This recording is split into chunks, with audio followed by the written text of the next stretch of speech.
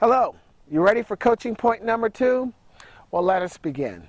Now, I know I promised to share with you the system, but I'm going to hold off another day because last night I was thinking of something else I thought that might be a little bit more appropriate considering what I shared with you yesterday.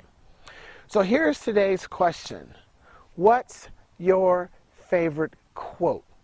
What's your favorite quote or what's your favorite saying? I know you probably have one.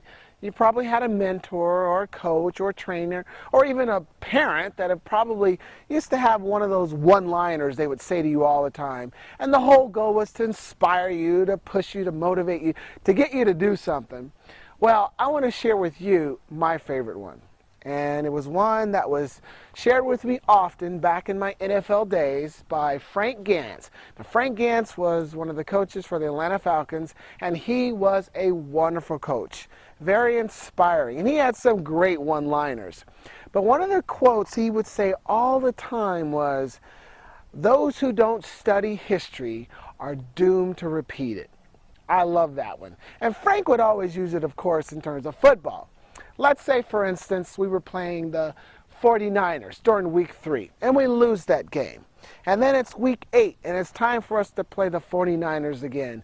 So it'd say, "Men, those who don't study history are doomed to repeat it."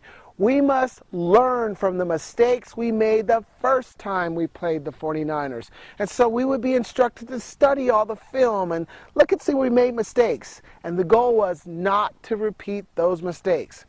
But the things we did correctly, that produced positive results, those were the ones we wanted to repeat.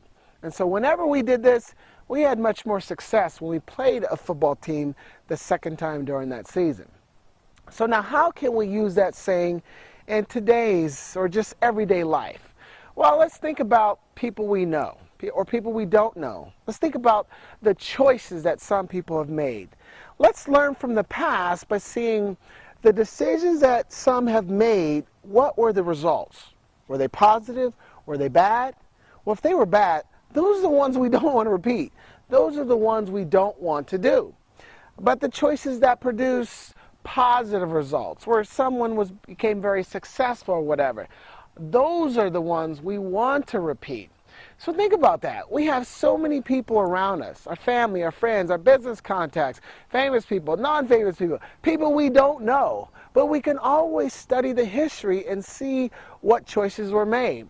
And that's one of the things I want to encourage you to do, because right now you see a lot of people making some bad decisions and producing bad results. And all they have to do is study the history, study the decisions that were made from the past. So that's what I want you to focus on. I really want you to focus on studying and learning from those in the past. Set your own good examples. Produce your own legacy, your own positive results, so you can give others something to study and others something to learn from. So can you do that? Can you break that cycle and don't make those bad decisions? If you can follow that simple tip, you have a better chance of being successful. So that's coaching point number 2. Those who don't study history are doomed to repeat it. Oh, I love that quote. Anyway, tomorrow we've got coaching point number 3. And yes, I will talk about the system.